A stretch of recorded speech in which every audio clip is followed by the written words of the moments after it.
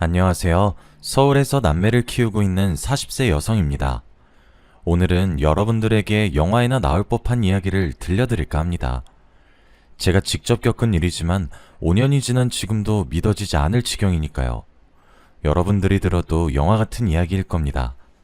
저는 누군가에게 속아서 인생을 망칠 뻔한 위기를 겨우 넘겼습니다. 아무리 악질적인 사기꾼이라고 해도 최소한 인간이 지켜야 할 도리는 가지고 있는 법인데 제 인생을 파탄으로 몰고 간 장본인은 인간도 아닌 거겠죠. 사건의 발단은 결혼을 하면서부터 시작되었습니다. 제가 대학을 졸업하고 직장 생활을 하다가 아는 언니의 소개로 남편을 만나게 되었습니다. 근사한 레스토랑에서 만나긴 했지만 드라마처럼 첫눈에 반해서 불꽃 같은 연애를 시작한 것도 아니었습니다. 제가 평범한 만큼 남편의 첫인상도 평범한 남자였거든요. 하지만 남편을 소개해준 선배 언니가 주선자는 이만 가보겠다며 자리를 뜨려다가 저한테 귓속말을 했습니다. 수미야, 정길이 집안이 엄청 부자니까 확실하게 잡아야 돼. 내가 어렵게 잡은 자리니까 애프터 안 오더라도 네가 먼저 연락해야 된다고. 알겠어? 언니가 남편과 대학을 같이 다녀서 집안이 어떤지 잘 알고 있었다고 해요.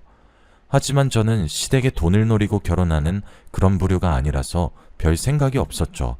게다가 제가 마음에 든다고 사귀는 것도 아니니까요. 연애든 결혼이든 남녀가 같이 하는 거니까 일단은 남편 마음에 들어야 하는 거라고 생각했습니다. 제가 소탈하게 대하고 부담스럽게 굴지 않아서일까요? 간단하게 식사라고 헤어졌는데 언니가 갑자기 저한테 전화를 걸어오더라고요. 정길이는 네가 마음에 드는 눈치더라? 괜히 여자 자존심 내세우면서 튕기지 말고 만나야 된다? 정길이는 소극적이고 조용한 편이니까 적극적으로 달려들어. 알았지? 언니는 참 뭘 자꾸 달려들래. 내가 달려든다고 남자들이 다 좋아하나? 만나자고 하면 계속 만나긴 할 거야. 솔직히 마음에 안 들진 않거든. 정길씨 정말 좋은 사람 같아. 그래? 무조건 꽉 잡아야 한다. 정길이가 쑥맥이라 여자를 만나본 경험이 별로 없거든. 지금 잡아야지. 안 그러면 나중에 후회해. 언니는 나중에 잘 되면 한턱 쏘라고 몇 번이나 거듭 강조하길래 바쁜 척 전화를 끊었죠. 그렇게 좋으면 언니가 사귀지. 아무래도 의사를 만나서 팔자 피니까 저한테 오지랖을 부리는 것 같기도 했어요. 남편 잘 만나서 일도 그만두고 집에서 애 키우면서 편하게 사는 것 같다고 했거든요. 그런 언니를 부러워하니 얼떨결에 소개받은 건데 진짜로 언니 말대로 남편에게 전화가 오긴 했어요. 수미씨, 저번엔 즐거우셨나요? 제가 워낙 말주변이 없어서 재밌게 말하지는 못하는데 어떠셨나 모르겠네요. 괜찮아요. 저는 엄청 재밌었는걸요. 저랑 정길씨가 정말 잘 맞는다고 생각했어요. 저는 정길씨 또 만나고 싶은데 정길씨 생각은 어떠세요? 언니 말대로 적극적으로 만나자고 했더니 남편이 만나자고 하더군요. 그 뒤로 몇 번 만나다 보니 남편이 참 모난데 없는 게 눈에 보였습니다. 역시 좋은 집안에서 자라서 그런지 무던하고 온화한 성격을 가진 것 같더군요. 그렇게 6개월 정도 데이트를 하다 보니 서로에 대해 알게 되었고 애정도 생기게 되었습니다. 그리고 이 남자라면 같이 살아도 괜찮겠다는 생각도 들었죠. 남편도 그렇게 생각했는지 사귄 지 1년 반쯤 되었을 때 정식으로 프로포즈도 했습니다. 저는 그의 청혼을 받아들였고 시부모님께 첫인사를 드리러 가게 되었습니다. 연애를 하는 동안 남편에게서 시댁에 대해 들은 말이 없어서 어떤 집안인지 모르고 간 거였거든요. 남편은 주로 회사에서 일을 하면서 생겼던 일이나 친구들에 대한 이야기를 꺼내곤 하였습니다. 언니가 대단한 부자라고 자랑했던 게 생각이나 궁금하긴 했지만 가족 일을 이야기하지 않았는데 제가 굳이 캐묻는 것도 이상해서 그냥 두었습니다. 자연스럽게 알게 되겠지 싶었으니까요. 어쩌면 언니가 과장된 소문을 듣고 저한테 전달해 준 거라는 생각도 들었습니다.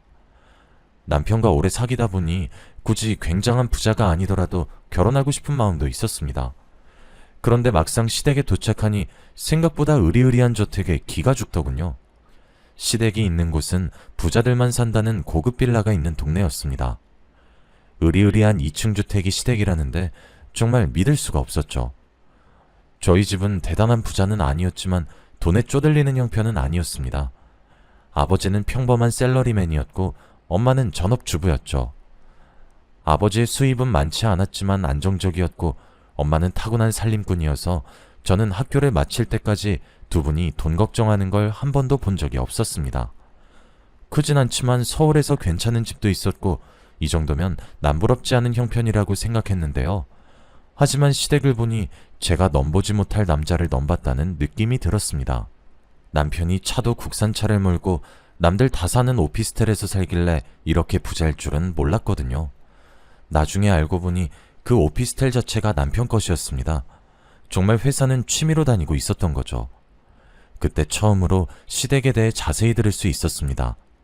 사업 중이신 시아버지께서는 베트남 현지에 공장이 있어서 1년 중 절반은 베트남에서 지낸다고 하셨습니다. 시어머니께서도 부동산 관련 사업을 하고 계신다고 하셨어요. 제 예상대로 시어머니께서는 저를 안 좋게 보고 계시더군요. 저에 대해 이미 들어서 알고 계시는지 인사를 드려도 굳은 표정이었어요. 시어머니가 저를 못마땅하게 생각한다는 게 눈에 보였습니다. 이유는 안 물어봐도 알겠더군요. 저희 집안이 별 볼 일 없는 집안이라서 그런 거겠죠. 제가 자기소개를 하고 집안을 둘러보며 인테리어가 참 예쁘다. 어머님이 센스가 좋으신 것 같다. 어머님 피부가 너무 고우시다. 별의별 소리를 다 했는데도 분위기가 좋아지지 않았습니다. 결국 제가 지쳐서 입을 다물고 있으니 시어머니께서 갑자기 일어나셔서 남편을 부르더군요. 정길아, 잠깐 나 좀 보자. 한참 동안 말이 없던 시어머니께서 남편을 데리고 서재로 들어갔습니다. 그리고 방 너머로 시어머니께서 제가 들으란 듯이 큰 소리로 말씀하시는 게 보였죠. 내가 데리고 오지 말라고 했지? 넌 내 말이 말 같지도 않니? 저런 애랑 결혼하겠다며 나 참 어이가 없어서. 정길아, 정신 차리고 다시 생각해봐라. 이건 아닌 것 같다. 내가 얼른 헤어지고 땡땡그룹 막내딸이랑 선보라고 했잖아. 엄마 소원이야. 이번만 보면 내가 더 보라고 말 안 할게. 엄마, 내가 엄마가 만나보라는 여자들 다 만나보고 이러는 거잖아. 전부 다 잘난 척만 하고 나 엄청 무시했던 거 기억 안 나? 난 그런 여자들하고 같이 못 살아. 그래도 집안 수준이 맞아야 결혼해도 잘 사는 거야. 기호라도 한쪽이 너무 기우니까 하는 소리야. 너 나중에 돈 문제로 이혼하면 어쩌려고 이러는 거니? 엄마, 처가가 다 쓰러져가는 판잣집도 아닌데 왜 자꾸 없는 집안이라고 타박을 해? 난 결정했으니까 엄마도 받아들여. 결혼만큼은 엄마한테 휘둘리고 싶지 않아. 남편이 그 자리에서 저와 결혼을 하겠다고 단호하게 말하더군요. 방에서 나온 남편이 얼른 가자고 부추기는 바람에 서둘러서 시어머니께 인사를 드렸습니다.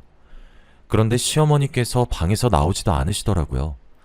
결국 제가 아무런 배웅 없이 시댁을 나오니 남편이 제목까지 화를 내기 시작했습니다. 아니, 어떻게 당사자 앞에서 저럴 수 있지?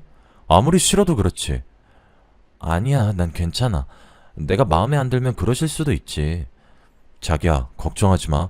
자식 이기는 부모 없다고 하잖아. 엄마한테 시간이 필요한 걸 거야. 그러니까 조금만 기다려보자. 남편은 시어머니 때문에 기가 팍 죽어있는 저를 다독여 주었어요. 저를 이렇게 마음에 안 들어 하는데 결혼하면 시어머니가 며느리 취급을 하지 않을 건 불보듯 뻔했죠. 친정엄마도 제 말을 듣고 걱정을 하시더라고요. 그럼 결혼은 미루는 게 낫지 않니? 시댁이 워낙 잘 나가는 집안이라서 결혼하면 엄마에 좋지만 부잣집 사모님으로 살아온 안사돈이 너를 얼마나 하찮게 여길지 걱정이다. 에이, 아니야. 속상하셔서 그러겠지. 일단 설득되실 때까지 찾아뵙고 인사해보려고. 제 말을 듣고 친정 엄마께서 결혼은 당사자의 결합이 아니라 집안 간의 결합이라고 하시더라고요. 시댁이나 처가에 문제가 생기면 결국 이혼하게 된다는 말에 조금 흔들리긴 했어요. 며칠 동안 결혼을 무르자고 해야 하나 고민을 했죠. 그런데 도저히 포기가 되지 않았습니다. 남편이 계속 자기만 믿으라고 저를 안심시켰거든요. 처음에는 시어머니가 저를 구박하겠지만 분가해서 따로 살고 애가 생기면 차츰 저를 며느리로 인정할 수밖에 없을 거라고 했습니다. 남편도 끝까지 고집을 피우지 저도 매일 시어머니를 뵈러 인사드리러 가지. 베트남에서 돌아온 시아버지도 남편의 뜻대로 결혼을 하라고 하시니까 시어머니도 저를 며느리로 인정하게 되었어요. 그런데 시어머니께서 결혼하고 분가해서 따로 살고 있는 저를 자꾸만 시댁으로 불러서 문제였습니다. 청소해주고 밥해주는 아주머니가 있는데도 불구하고 굳이 저에게 집안일을 시키면서 꼽을 주셨죠. 그날도 집에 있는 저를 부르더니 손가락질을 하면서 지시를 내리기 시작했습니다. 여기랑 여기 좀 청소해라. 내일은 내 사업 도와주시는 분들이랑 홈파티 하기로 했으니까 준비 좀 하고. 시어머니는 사업을 하시는 분이라 발이 넓었습니다. 여러 가지 모임이 많았어요. 사업적인 모임 외에도 개인적인 모임까지. 어머님 정도라면 업체를 불러도 될 텐데 저를 부려먹을 생각뿐이었습니다. 그래서 일주일에 2~3번은 파티 준비를 해야만 했죠. 시어머니의 친구분들은 부지런하고 말 잘 듣는 며느리를 뒀다고 말했지만 시어머니는 여전히 저를 며느리라고 부르지 않았습니다. 며느리는 무슨, 그냥 돈 안 드는 가정부 하나 뒀다고 생각하고 있어. 뭐, 가정부? 얘, 당사자 앞에서 말이 심하다. 맞아, 며느리가 너무 속상해하겠네. 알게 뭐야, 지가 이 말 듣고 열받아서 이혼하잔 말밖에 더 하겠어? 아무래도 시어머니께서는 제가 이혼하길 바라는 것 같았습니다. 자존심이 상해서 정말로 이혼해버릴까 싶었지만 그 사이에 아들이 생겨버려서 어쩔 수 없었습니다. 시어머니께서는 아들이 생겨도 저를 인정해주지 않아서 시어머니 구박을 덜 받으려면 몸으로 때울 수밖에 없었는데요. 그러다 참을 수 없는 순간이 찾아오고 말았죠. 도련님이 결혼을 하게 되었을 때였어요. 도련님과 남편은 7살 차이였는데요. 대학을 졸업하고 모 대기업에서 일을 하다가 시아버지께서 일을 물려주겠다고 해서 사직서를 낸 상태였습니다. 결혼식에서 그 이야기를 하시길래 저는 잠자코 듣고만 있었죠. 정수야, 정길이는 내 사업을 물려받을 생각이 없으니까 이제부터 내 밑에서 일 배워야 하는 거 알고 있지? 너라도 사업 물려받아야 우리 집안이 먹고 살 수 있다. 네, 알겠어요. 걱정하지 마세요. 도련님이 고개를 끄덕이고 있으니까 옆에서 듣고 있던 다른 사람들이 왜 장남에게 물려주지 않냐고 묻더군요. 시아버지께서는 그냥 사정이 있다고 말하고 입을 다무셨어요. 사실 남편은 성격 자체가 소심하고 대범하지 못해서 남들을 관리하는 사업가 체질이 아니었거든요. 남편도 도련님이 아버지의 사업을 물려받아서 이어가기를 원하고 있었어요. 제가 사업에 욕심나지 않냐고 물어보니까 속에 있던 말을 솔직하게 이야기해 줬습니다. 정수는 나하고 달라서 사업을 하면 크게 성공할 거야. 괜히 장남이랍시고 내가 나섰다가 회사 말아먹으면 안 되잖아.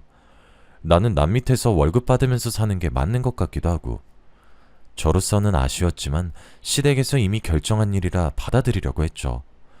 그 뒤로 시아버지 밑에서 경영수업을 받던 도련님은 전문 중매쟁이를 통해서 괜찮은 여성을 소개받는 것 같았습니다. 어느 날 최 여사로 알려진 전문 중매쟁이가 시댁에 오는 걸 보았거든요. 이번 며느리감은 미국에서 대학원까지 마치고 귀국해서 펀드 매니저로 일하는 아주 똑똑한 여성이에요. 여기 집안은 제철 사업을 하고 있다고 했지? 네, 그래서 사모님하고 사돈 맺으면 서로 이득을 볼 거예요. 최 여사가 시어머니께 그 여성의 사진을 보여주는 것 같았습니다. 제가 집안일을 하면서 그 모습을 지켜보다가 시어머니와 눈이 마주쳤죠. 최 여사는 집에 누가 있든 말든 신이 나서는 목소리를 높이고 있었습니다. 어때요? 인물말 따지면 아주 미스 코리아감이에요. 예쁘고 머리 좋고 대한민국에 이런 며느리감 없다니까. 최 여사가 호들갑 떠는 걸 듣고만 있었는데 시어머니께서 저를 부르더니 사진을 보여주었습니다. 네 동서될 사람이야. 어때? 엄청 예쁘시네요. 여자인 제가 봐도 반할 정도예요. 그래, 집안을 보나 악벌을 보나 너보다는 100배 낫지. 아휴, 내가 최 여사를 진작에 알았으면 큰 며느리도 집안 좋은 애로 들였을 텐데. 생판 모르는 남 앞에서 이런 수모를 주다니 저는 부끄럽고 수치스러워서 자리를 피해버렸습니다. 아무리 제가 마음에 안 들어도 면전에서 이런 말을 하다니 정말 분할 따름이었죠. 지금 그 생각만 해도 열이 받는데 도련님이 예비동서를 만나고 왔다면서 목소리를 높이길래 짜증이 났습니다. 직접 만나보니까 집안만 좋은 게 아니더라고. 얼굴도 사진 그대로고 대화도 해보니까 많이 배운 티가 나더라니까. 그러면서 그 여자가 얼마나 예쁘고 늘씬했는지 설명해주는데 정말 귀를 닫아버리고 싶었습니다. 근데 도련님한테 화를 낼 수도 없는 노릇이니 참았습니다. 딱 봐도 도련님이 예비동서에게 꽂혀버린 것 같았거든요. 그래서인지 결혼도 일사천리로 진행되었습니다. 동서가 시댁에 인사를 드리러 오자 시어머니께서 상견례를 빨리 진행하자고 할 정도였죠. 이렇게 바로요? 어머님께서 이렇게 빨리 허락해 줄진 몰랐네요. 안 그래도 제가 괜찮은 곳을 알아놨어요. 거기로 모실게요. 그래주면 나야 고맙지. 이제야 나도 며느리 덕 좀 보게 생겼구나. 시어머니는 동서를 보는 것만으로도 기분이 좋은지 좀처럼 입을 다물지 못했어요. 동서가 간 뒤로 칭찬이 자자해서 귀에 딱지가 생길 정도였으니까요. 이제 좀 잠잠해지나 했더니 며칠 후에 동서가 최고급 한정식집을 예약했다면서 저희를 부르는 통에 다시 귀에 딱지가 생기게 되었습니다. 이번에는 또 얼마나 동서와 비교하실까 생각하고 있는데 시어머니께서 상견례 자리에 저도 데리고 가겠다고 선포하셨습니다. 저는 처음에는 잘못 들은 줄 알았죠. 제가요? 제가 껴야 하는 자리는 아닌 것 같은데.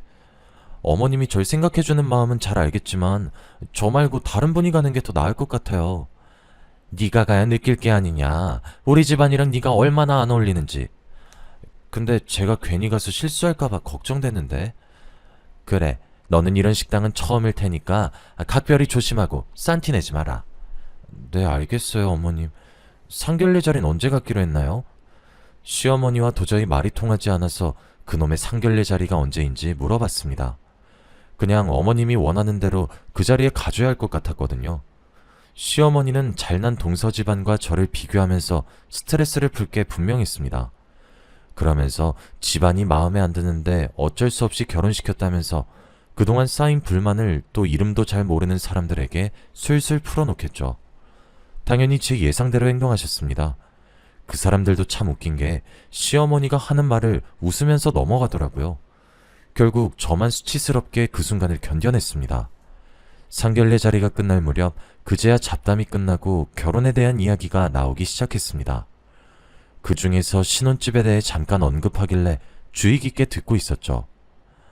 그나저나 신혼집은 어디에 구하셨어요? 벌써 괜찮은 아파트 하나 구해놨으니 걱정 안 하셔도 됩니다. 배려해 주셔서 감사합니다. 신혼집 규모에 맞게 살림살이는 제게 준비하도록 할게요. 상견례가 끝나고 헤어지는 길에 동서가 시어머니께 식당이 마음에 드냐고 묻더군요. 분위기 좋고 참 마음에 든다. 넌 식당 하나를 골라도 안목이 있구나. 큰애하고는 달라도 너무 다르네. 상견례 자리가 끝나는 순간까지 시어머니께서 저를 걸고 넘어지셨습니다. 도련님이 결혼한 뒤에도 문제였죠. 동서가 시댁에 자주 들락거렸거든요. 저는 시어머니의 전속 파출부나 마찬가지였지만 동서를 대하는 시어머니의 태도는 전혀 달랐습니다. 동서는 손에 물 한 방울 묻히지 않았지만 저는 손에 물 마를 일이 없었습니다. 시댁에서의 제 위치를 눈치챈 동서도 시어머니처럼 저를 무시하면서 함부로 대했어요. 저보다 한참이나 어렸지만 슬쩍 반말을 하기도 했습니다. 시어머니는 무슨 일이든 돈 많고 잘 나가는 동서 편만 들고 제 말은 듣지도 않았어요. 명절이 되어서 선물을 사와도 시어머니는 제가 사온 건 쳐다보지도 않았고 동서가 사온 건 뭐든지 귀하고 좋은 거라고 자랑을 늘어놓았죠. 그것 때문에 도련님과 남편이 말다툼을 하기도 했습니다. 그날은 명절날이었는데요. 오랜만에 식구들이 모여서 식사를 마치고 디저트를 먹으며 대화를 하고 있었습니다. 하지만 저는 주방에서 혼자 설거지를 해야 했죠. 그때 남편이 동서에게 한마디 하기 시작했습니다. 재수씨, 정말 너무한 거 아니에요? 너무하다뇨? 뭐가요? 손이 동서는 쉬지도 못하고 설거지하는데 재수씨는 가만히 앉아있잖아요. 그건 어머님이 쉬라고 해서 그런 거예요. 내가 그동안 말은 안 했지만 재수씨가 동서 무시하고 깔본다는 거 다 알고 있어요.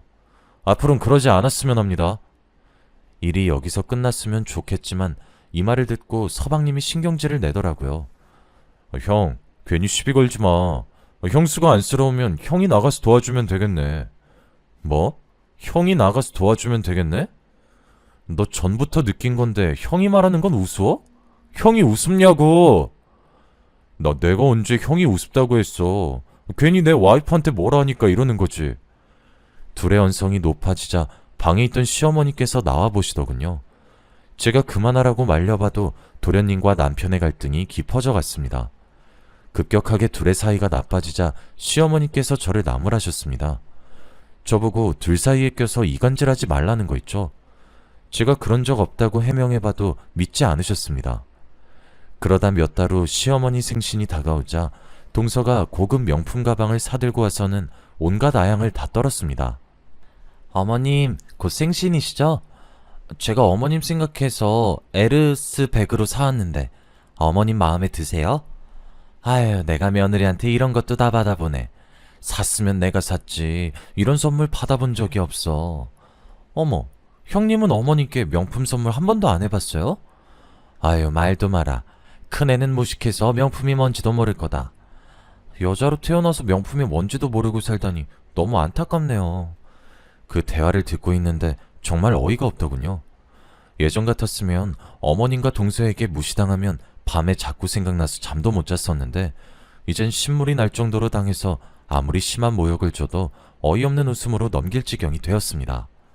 제가 둘이 그러거나 말거나 무시하고 있으니 다른 이야기라더군요. 아참, 어머님, 생신 때 같이 식사할까 하는데 어디로 모실까요? 저번에 상견례 했던 식당 괜찮더라. 너무 요란 떨지 말고 가족들끼리 조용하게 밥이나 먹자. 네, 제가 예약해 놓을게요. 시어머니의 생신날이 되어서 저희 가족들은 그 한정식 집에서 식사를 하게 되었어요. 그런데 그날 동서와 식당 주인이 심상치 않은 관계란 사실을 알게 되었습니다. 식사를 하다가 화장실을 다녀오는데 화장실 뒤편 주방으로 연결되는 통로에서 동서의 목소리가 들렸거든요. 오빠, 빅뉴스야. 남편이 2달 동안 베트남으로 출장을 간대. 그때 우리 좋은 데로 놀러 갈까? 나야 좋지. 식당은 지배인한테 맡기면 되니까. 근데 시댁엔 뭐라고 둘러댈 거야? 내가 보니까 시어머니란 여자 한 성깔 하는 것 같던데. 그런 건 나한테 맡겨. 그 할망구 나한테 푹 빠져서 무슨 말해도 믿는다고. 근데 주연이 너도 정말 대단하다.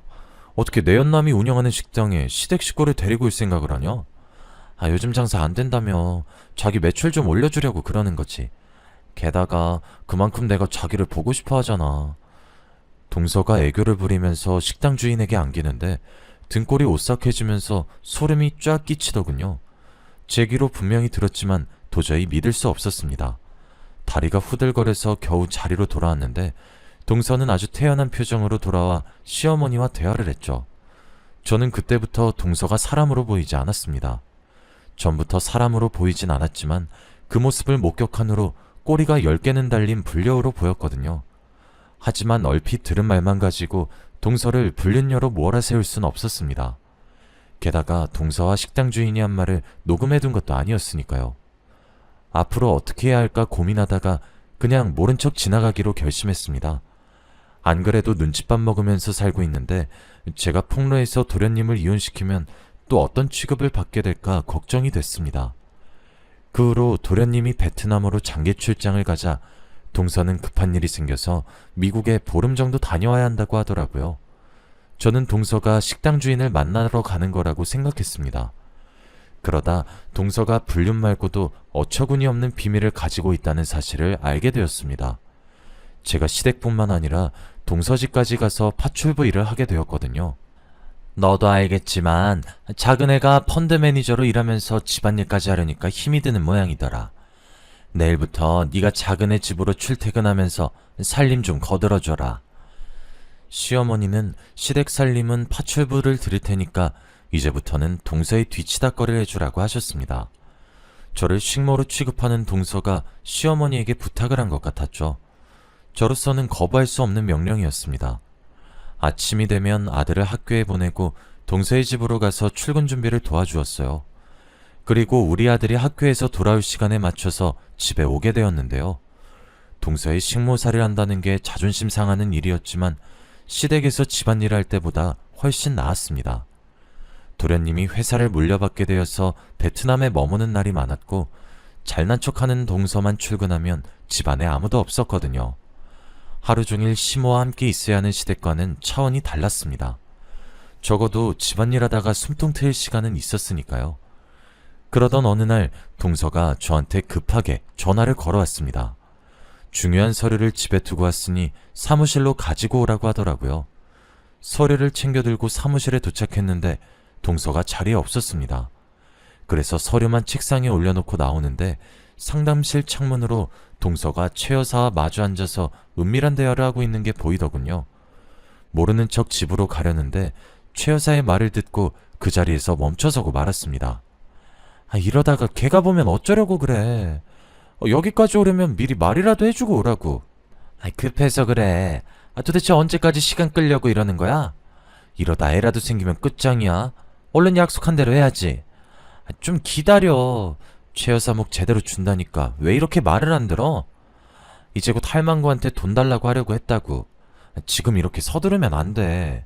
그 할망구 사업하는 여자라서 눈치 진짜 빠르다고. 어설프게 들이댔다가는 우리 전부 다 작살나고 말 거야. 그래서 1년이나 기다렸잖아. 내가 저번에 말했지. 빚쟁이한테 쫓기고 있어서 급하다고. 나 지금 밀린 빚만 해도 이러다가 나 잡혀가면 책임질 거야? 집은 벌써 내 손에 들어왔고 조금만 더 작업하면 할망구 돈뿐만 아니라 남편 돈까지 뽑아먹을 수 있다고. 그래, 사기치는 데는 너 따라올 사람 없으니까 믿을게. 그러니까 좀만 더 빨리 작업하자. 나 이러다가 한국 떠야 할지도 몰라. 가만히 몸을 숙이고 최 여사와 동서가 하는 대화를 듣다가 놀라서 소리를 지를 뻔했습니다. 동서가 분명 부잣집 외동딸의 해외 유학파라고 했는데 전부 거짓말이었더군요. 최 여사는 시댁재산을 노리고 계획적으로 동서를 소개했던 겁니다. 상견례장에서 만난 동서의 부모는 대역인 것 같았어요. 명절날에 모인 걸 생각해서 대역을 또 부르자고 이야기하더라고요. 더 끔찍한 일은 동서의 작전이 이미 시작된 것이었습니다. 동서는 서방님을 꼬드겨서 아파트 명의를 자기 앞으로 바꿔놓았어요. 다음 목표로 시어머니를 노리고 있었던 거죠. 제가 동서와 최 여사 눈을 피해 급히 동서의 집으로 돌아왔습니다. 아무리 저를 구박하고 막대해도 시댁이 사기꾼 같은 동서한테 당하는 꼴은 볼 수 없었죠. 시댁이 알거지가 되면 저한테도 피해가 올 테니까요. 우선 동서의 집을 뒤져서 동서가 꾸미는 짓에 대한 증거들을 찾아보았습니다. 하지만 별다른 소득이 없었는데요. 며칠 동안 이걸 어떻게 해야 하나 고민하고 있을 무렵 제가 들었던 대로 동서가 시어머니에게 투자를 하라고 요구하더라고요. 당연히 시어머니께서 웬 투자냐고 물어보셨습니다. 어머님, 저를 펀드 매니저로 키워주신 분이 독립해서 투자회사를 차린다고 하더라고요. 저와 같이 운영하자고 하는데 워낙 이런 계통이 뛰어난 분이라 믿음이 가서 어머님 생각이 났어요. 저를 믿고 그 회사에 투자 한번 해보세요. 네가 회사를 차린다고? 그럼 우리 둘째 며느리 대표님 되는 거냐? 그래, 네가 하는 거면 믿음이 가지. 얼마나 넣으면 되냐? 많이 넣는 만큼 지분을 가지고 가는 거니까 한 10억 정도 넣으시면 적당할 것 같아요. 10억? 알았다. 네 말대로 하마. 동서의 말만 믿고 시어머니는 10억이라는 거액을 투자하려고 하는 것 같았습니다. 그 뒤로 동서는 투자라는 명목으로 시어머니의 재산을 야금야금 빼돌리기 시작했어요.